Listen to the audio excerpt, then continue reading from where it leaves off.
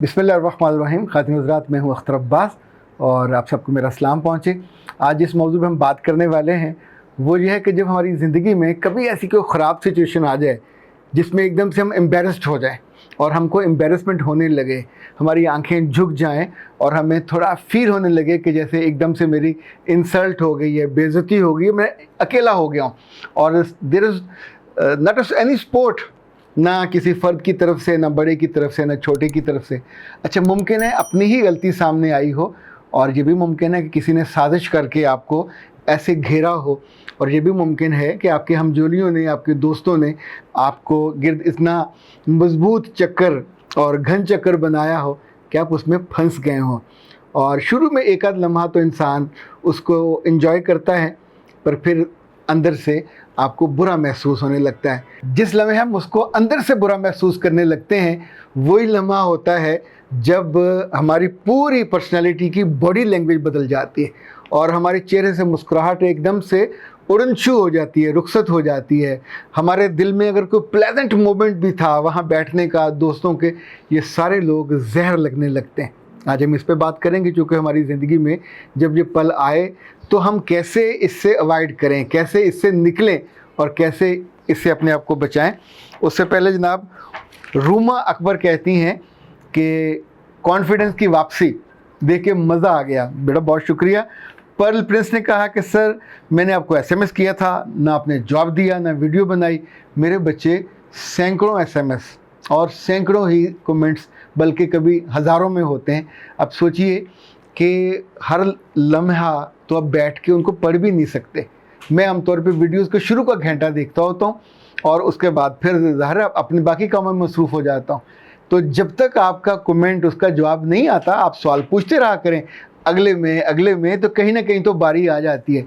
पिछले दिनों एक साहब ने को कोर्स करना था और कोर्स करने के साथ उन्होंने मुझे कहा, मैसेज ये दिया कि ये टाइम था को 2 या 2:30 बजे का, कि आपने अगर मैसेज पढ़ना नहीं होता तो फ़ोन नंबर क्यों देते हैं।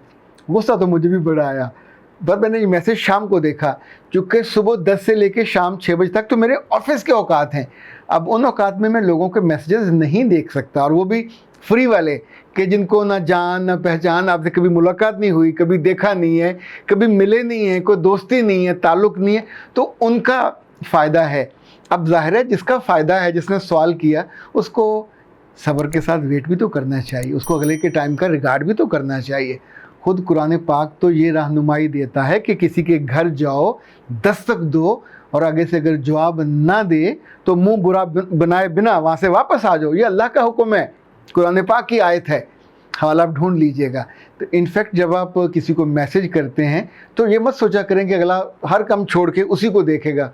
उसने वो तब देखना है जब उसके पास टाइम होगा, और हजूर इतनी सी थोड़ी आसानी दे दिया करें। आसमा शहजादी ने कहा कि सर, आप बिल्कुल बाप की तरह मोहब्बत से चुपचाप हमें सपोर्ट कर जाते हैं।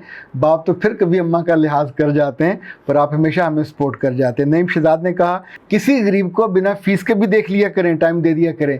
मेरे बच्चे, आधी अधूरी बात और आधी अधूरी मालूमात पे जब भी कोई राय कायम की जाती है, हर्टिंग होती है। अगर आपको अल्लाह ने थोड़ी समझ और अक्ल दी होती तो हर दूसरे तीसरे क्लिप में ज़रूर जिक्र होता है कि हर पीर को पिछले 3 साल से सुबह 9 से 10 बजे मैं कॉल्स लेता हूँ। मैं अभी एक रफ सा हिसाब कर रहा था कि एक महीने में 4 घंटे हुए, और 12 चौक 48 साल के 48 घंटे, मैं 150 घंटा इस बीच में दे चुका हूँ। ये चैरिटी का मेरा होता है, यानी ये उन लोगों के लिए होता है जो डिज़र्व करते हैं, जो फ़ीस पे नहीं कर सकते। तो 150 घंटों को ज़रा 5000 से दे के देखिए तो आपको मज़ा आएगा कि ये वो है जो मैंने अपने, सिर्फ अल्लाह, मुझे तो मैं से किसी को भी नहीं जानता होता, मैं तो सिर्फ ये वक्त अपने अल्लाह की रज़ा के लिए, जिसके पास दौलत होती है वो दौलत बांटता है, जिसके पास टाइम होता है वो टाइम में से चैरिटी करता है। सो मैं तो बहुत बाकायदगी से अपनी मर्ज़ी के साथ ये करता हूँ। लेकिन प्यारे बच्चे हो, जब बड़े हो, जो मेरा ऑफिशियल टाइम है, प्रोफेशनल टाइम है, सुबह 10 से रात 10 तक, ज़ाहिर है इसके अंदर तो जब भी आप आओगे तो आपको फ़ीस ही देनी होगी। हाँ, सिर्फ मंडे का इंतज़ार कर लिया करें, मंडे को ख़ातून हो मर्द हो, मैं उन सबको आंसर करता हूँ।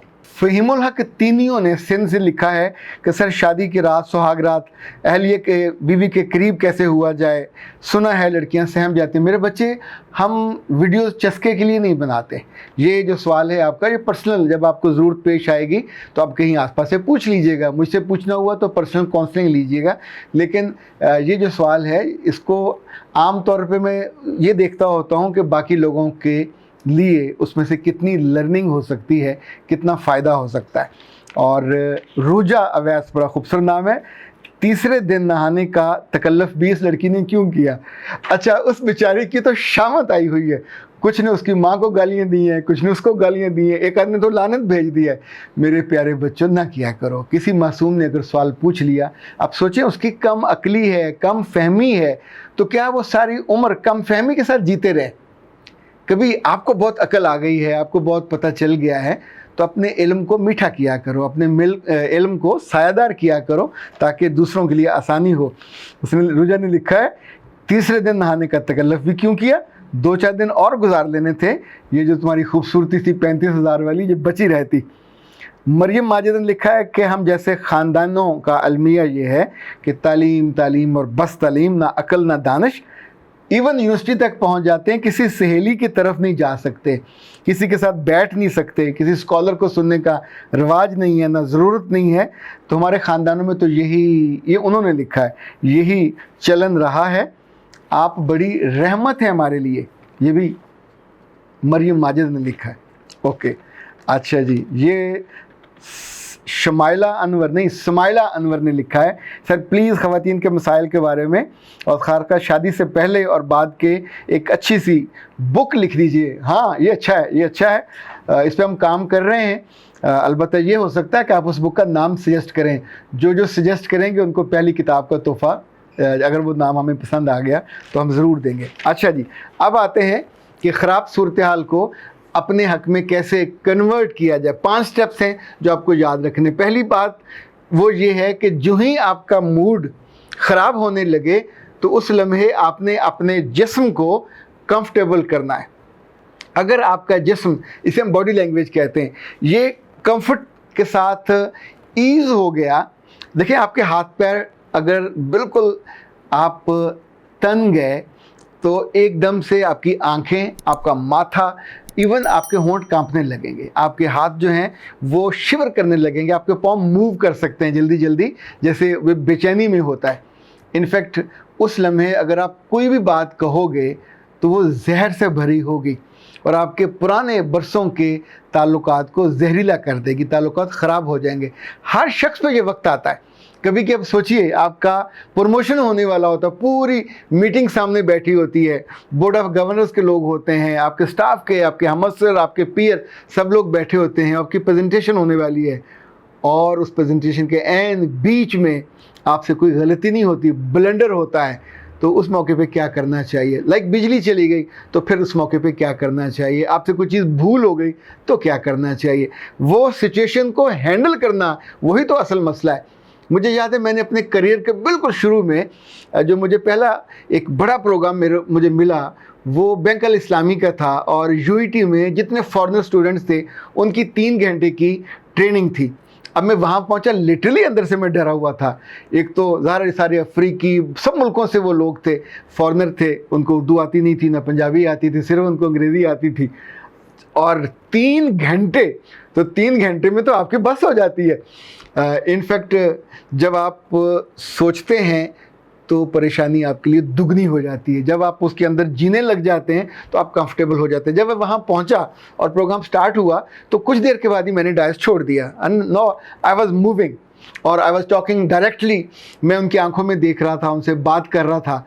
सडनली बिजली चली गई तो मैंने ये किया कि थोड़ा और आगे हुआ और स्टेज चूँकि ऊंचा था, ख्वारिज़मी उनका हाल था, तो मैं उसमें पाँव लटका के बैठ गया और उसके बाद बिजली आई भी तो आई वॉज देयर, माइक मेरे पास था। तो मेरा ख्याल 3 घंटे शायद ऐसे करके गुजरे होंगे। यानी वो सिचुएशन जिसमें आपके लिए एम्बेरसमेंट हो सकती थी, आप सबसे पहले अपनी बॉडी को कंफर्टेबल करते हैं और उसके बाद आपकी पूरी रूह भी आसानी में चली जाती है। अच्छा, दूसरी बात याद रखिए, जो आदमी आपको टीज़ कर रहा है اس کے ساتھ سخت نہ ہوئیے گا، نہ اس کو کوئی پرانا تانا دیجیے گا، نہ اس کو ڈیفینڈ کیجیے گا، ایک دم سے اس کے ساتھ فرینڈلی ہو جائیے گا، مسکرائیے. اور انفیکٹ یہ مسکراہٹ اس بیٹسمین والی ہوتی ہے جو بری بال کو کھیلتا نہیں ہے، اس کو لوز بال کو آرام سے چھوڑ دیتا ہے، اور آپ اس کی بات کو وزن ہی نہیں دے رہے، آپ اس کو کیا کہتے ہیں، مجھے کوئی بھار ہی نہیں ہے. جب ہم کسی بات کا بھار لیتے ہیں تو انفیکٹ اس کے نیچے دب کے فوت ہونے والے حالات ہو جاتے ہیں. خراب سچویشن یہی ہوتی ہے نا کہ یو آر ناٹ ایکسپیکٹنگ، اور آپ کی سہیلی نے آپ کو ٹونٹ کر دیا آپ کے کپڑوں پہ، آپ نے کپڑے نئے پہنے تھے، اس نے ان کپڑوں پہ، ان کے سائز پہ، ان کے رنگ پہ، آپ کے دوپٹے پہ، آپ کے سوٹ پہ، آپ کے جوتوں پہ، کسی چیز پہ بھی. کچھ لوگ تو جیلسی میں کرتے ہیں، کچھ جان بوجھ کے کرتے ہیں، کچھ موقع ڈھونڈ رہے ہوتے ہیں کہ کیسے موقع آئے آپ کو سنب کیا جائے، لیٹ ڈاؤن کیا جائے. یہ آپ کی نندیں بھی کرتی ہیں میاں کے سامنے جان بوجھ کے، بھابھی آج کیا پکایا ہے، یہ کچھ سواد نہیں آیا، آج اس میں مسالہ کم ہے، آج اس میں دھنیا کیوں نہیں ڈالا، آج اس میں فلاں کیوں نہیں ڈالا. تو آگے پیچھے کوئی کمی تھی تو تم اپنے گھر سے کھا کے آتی. دوسروں کے گھر آئے ہو تو اس کی عزت کرو، ایک اس کے مہمان بنے ہو، اور آپ کر کے رہے ہو اس کو ایک خراب سچویشن میں.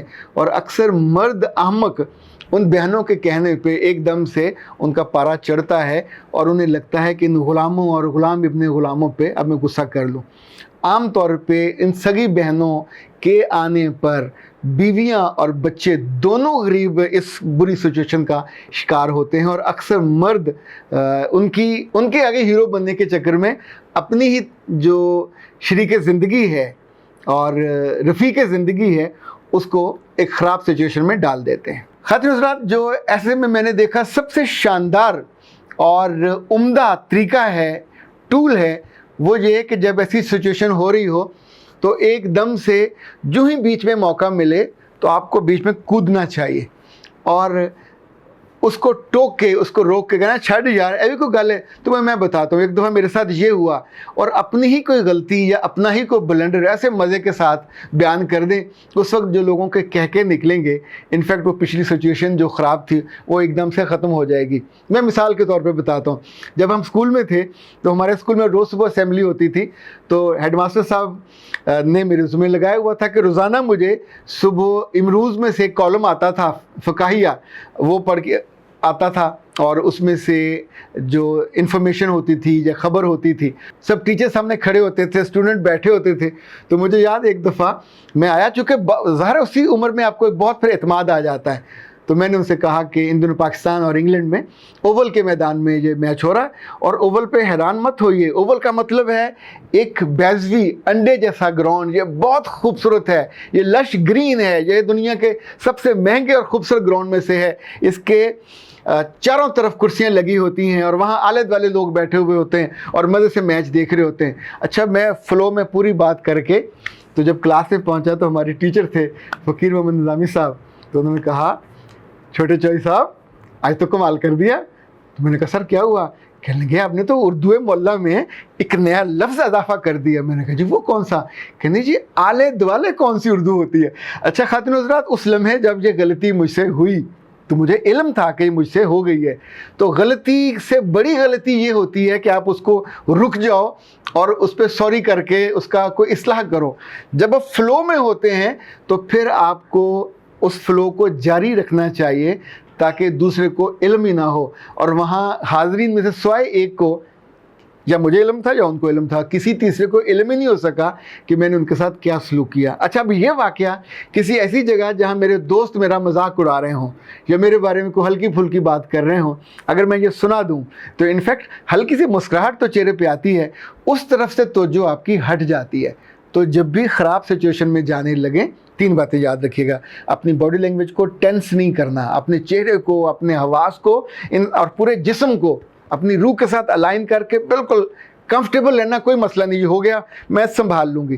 جو آپ کو تنگ کر رہا ہے اس کو فرینڈلی لینا ہے اور اس کی طرف متوجہ ہونا ہے. اور تیسرا، کچھ ایسی اچھا وہ امبیرسنگ چیز آپ کی بھی ہو سکتی ہے، آپ کے دوستوں کی بھی ہو سکتی ہے، کوئی بھی ایسی شیئر کریں تو ایک دم سے یہ بوجھ آپ کا کم ہو جائے گا. ممکن ہے آپ کے پاس کچھ اور ٹولز بھی ہوں، کچھ اور طریقے بھی ہوں جو بہت مزیدار ہوں، بڑے افیکٹو ہوں، پر یہ 3-4 تو ایسے تھے کہ جو میں نے زندگی میں خود بھی آزمائے، لوگوں کو سجیسٹ کیے، اور انہوں نے اس کو استعمال کر کے اپنے آپ کو بڑی بڑی امبیرسنگ سچویشن سے نکال لیا. اللہ آپ کو کبھی ڈالے ہی نہ. خوش رہیے، سلامت رہیے۔ اختر عباس کو دیجیے اجازت۔ السلام علیکم۔